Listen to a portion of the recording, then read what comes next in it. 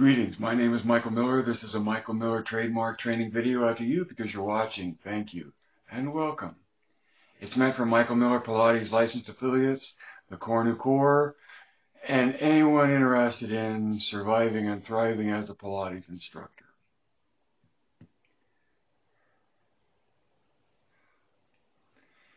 I'm still resonating to yesterday in that quote about what else you got. What else do you have? And how did my title work out? Well, just let me give you the flow of my notes and then hopefully you can circle into what I'm pointing at. So my first title was, as a teacher, how do you get your client to feel alignment? And that went to then another title, which was, can you feel alignment?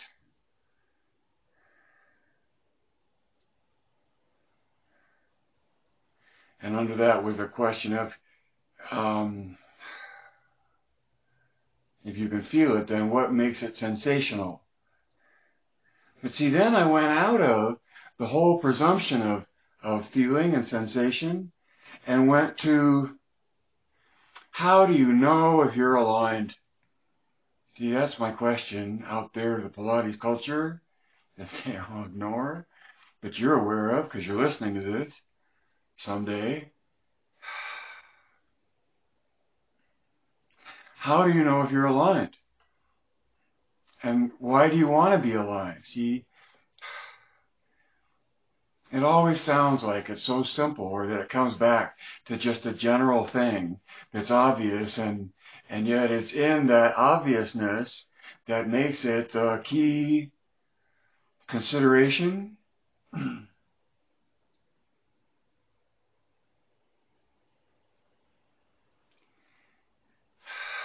Within limits, I mean, I hear my other arguments or other points of view coming to mind as I try to plow through one. The difference being what I'm talking about, though, is feeling sensation versus knowing. No, I said it wrong. The subject is alignment, so maybe that should just be the title coming up for Facebook. And then, how do you know if you're aligned? Okay? How do you know if you're aligned? And again, for Facebook, I'll have to go get the picture of Sandra Shedd Murphy in the long, on the ladder barrel, doing the swan, in the position where the body comes out straight before it goes up. Maybe that's only the MMP point of view, but on the ladder barrel, out straight. How do you know when you're straight? Because, okay, one thing came to mind that any dancer would tell you is by looking in the mirror, right? And though I have a book, though, that says Balanchine would scoff at his dancers, saying they should know where they are within their own bodies and not have to look in a mirror. But there's one way. See, looking in a mirror helps you know if you're aligned. Why? Because of your eyes and what they might see as aligned. Now, all aligned. What's aligned? Another way you can know if you're aligned or not is if someone else tells you you are. You know, you're really lined up there. Or you're a drill sergeant expecting somebody to stand up. And if you're standing up the way they want you to stand up, you know you are at least aligned in their eyes, right? Somebody else's eyes. You can also know you're aligned if there was a sheet of plywood, strong sheet of plywood, that was on an incline, and you wanted to line up your body regardless of the incline, but you just wanted it to be straight. The external incline could be a way you might know that you're lined up. Because you know this is a line, and your body is on it, so your body is lined up on that line. This may sound totally bizarre if you haven't heard more of me speak, so please take a breath of spectrum. But right now, today, I'm focused on alignment. I'm focused on how do you know if you're aligned? And see, knowing is what part of the human being? Being, thinking, or observing. Knowing is in that thinking world. Okay?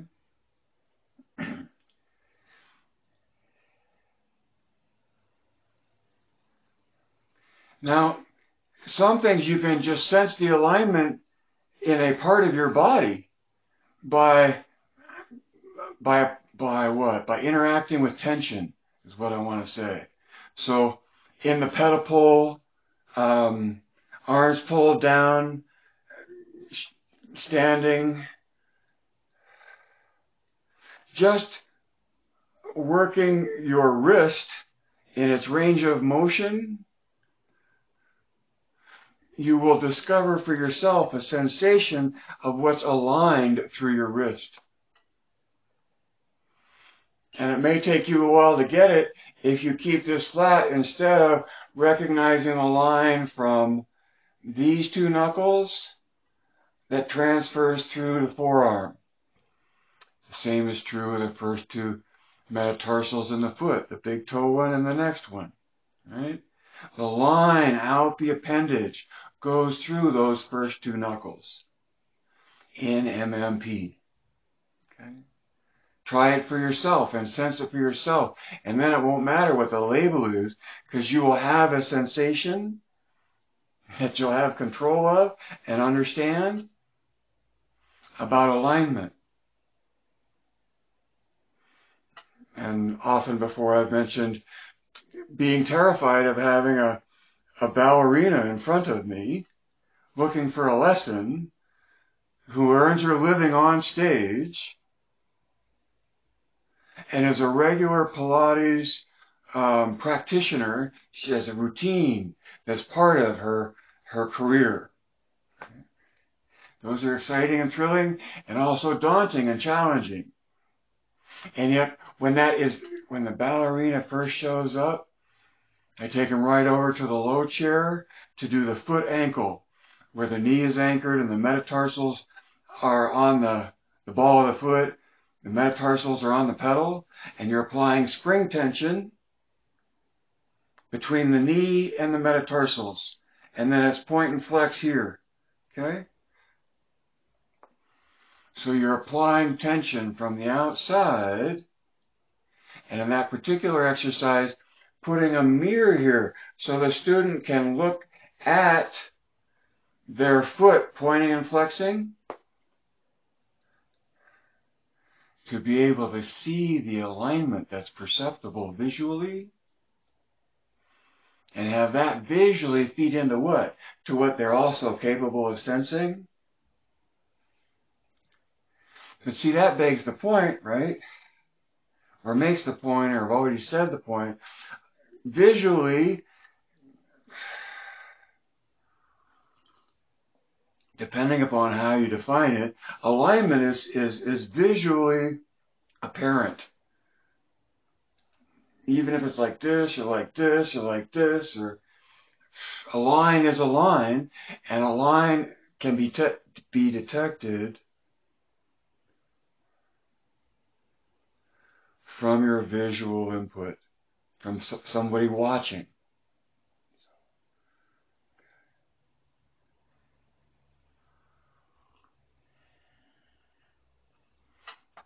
It's one thing to apply spring tension into the interaction of movement from the outside of the body. It's another thing altogether to create internal spring tension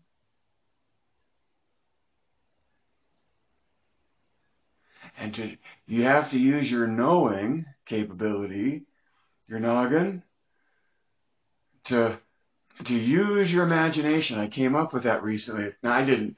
It was in a book I read, a novel, but just use your imagination How do you say that in your language? Use your imagination. It's saying an imagination is going beyond what you already know. So you have to write that down and make that a title. Use your imagination. And so in the knowing part of being a Pilates instructor, you're hopefully bringing a person to a comprehension that in an image, the imagination, you can create oppositional rotation between axes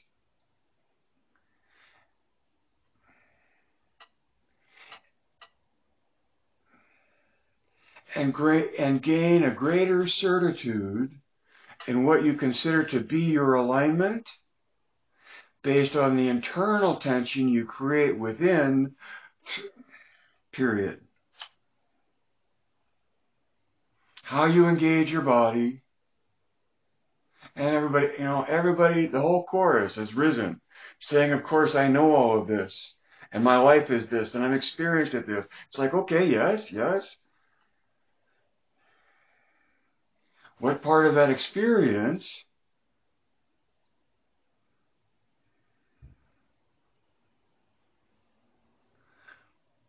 identifies and utilizes an awareness of the identification of core new tension to make alignment sensational? So where does that happen in your world? I guess it happens in all the places you stood up to say, oh, there's alignment this, and the muscular that, and the skeleton this, right? And everything outside of the realm of biology and physics that you can also address that MMP doesn't care about or doesn't try to cover. MMP is a reasoned explanation of Pilates.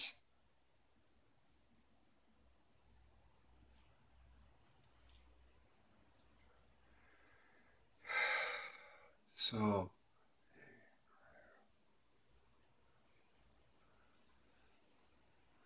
what do you know about biomechanics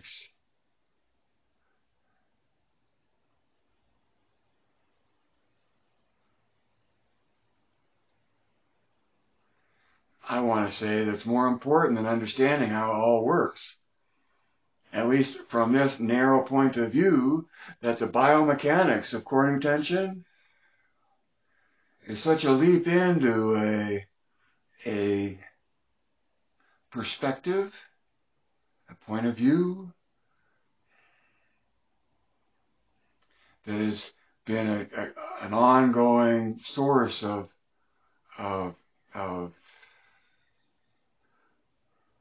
guidance on where I'm going next and what to say and why to go there, right?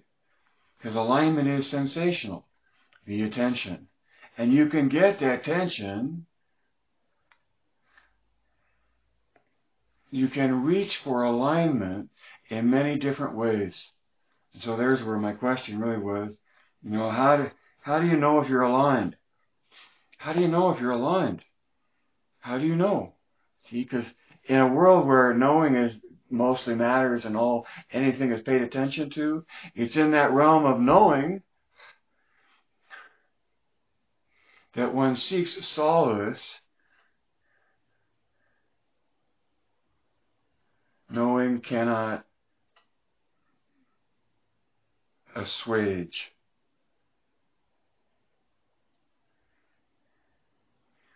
You have to go beyond knowing. And in MMP, it's simple. Just within this one point of view. Knowing, being, knowing, and observing. Those three capacities are what we stir up in our client, helping to coordinate the three of those things. That's the target. And it's sensational in that it yields an experience. Maybe I'm nitpicking and it's only a personal differentiation between the words, but to me sensations are what come in, and an experience is what you have.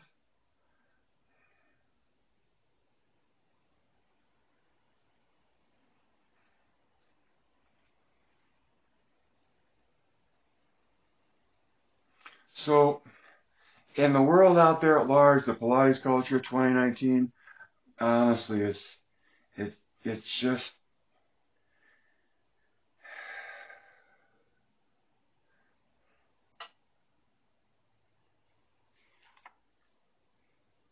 we'll see. Well, I won't see. But in the year 4040, we'll see how well understood core nutension is in the world of biomechanics, right? And then we'll see how that has influenced, if any, the performance of Pilates through an MMP point of view. What does that mean?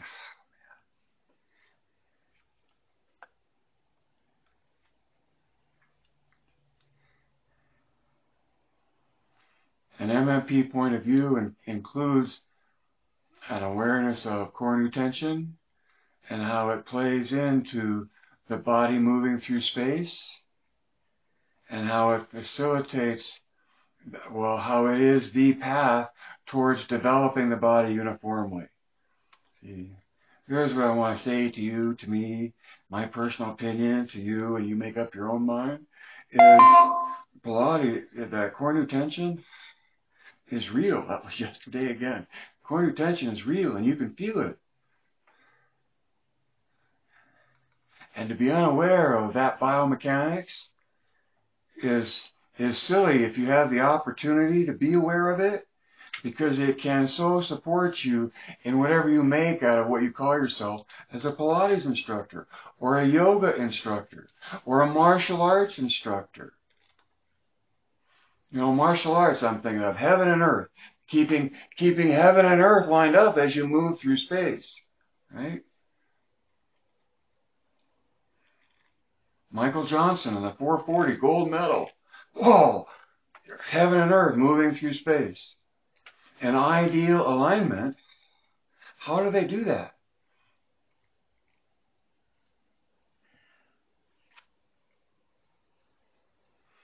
The name doesn't matter. It's the dynamic. It's the means of the tension that is worthy of your attention.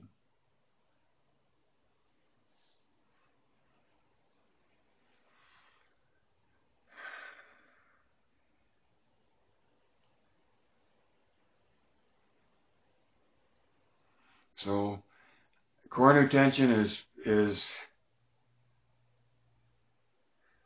it's okay to love core nu, because core nu, you know, engages in the body in a way that is different than before.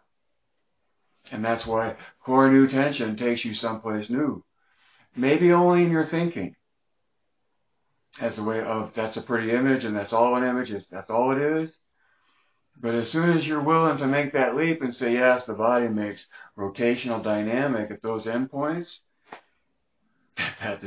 that person, Michael Miller, you know, when Michael Miller leaves the scene and core nu shows up all by herself,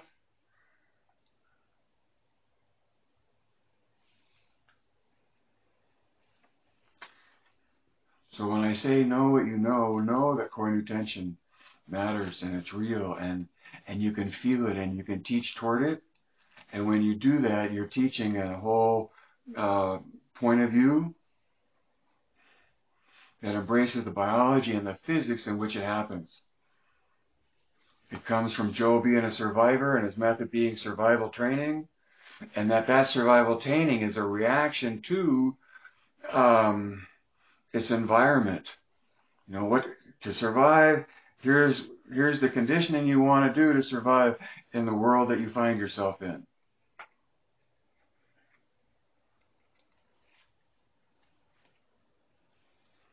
So your love of core nutention, my love, is well deserved. And I want to point that out and help, hopefully for you, say core nutention is not just me, it's not just a pretty image, it's biomechanics, it's the way the body engages itself to move through space. That should be the title to one of my broadcasts. But for now, life can't live forever. Read between the lines, see behind the curtain, evaluate points of view. And then add 2 and 2. Ask for two more. Meaning, no, maybe not, and hide and be completely disguised. But to a point, if you do that, I think the tsunami of Pilates passion will push you away from the trough. So hopefully what I've been broadcasting helps you discern yourself as an instructor and why you're worth that much an hour or a day, or to show up, or to make a talk. Just to make a talk, to go from here and have an explanation of what it's like from that point of view, and then come back down. Evaluate points of view, and accordingly add 2 and 2. But who adds the 2 and 2? See, who gets to an answer? Who looks behind the curtain? Who sees between the lines? Direct your thinking. Geist.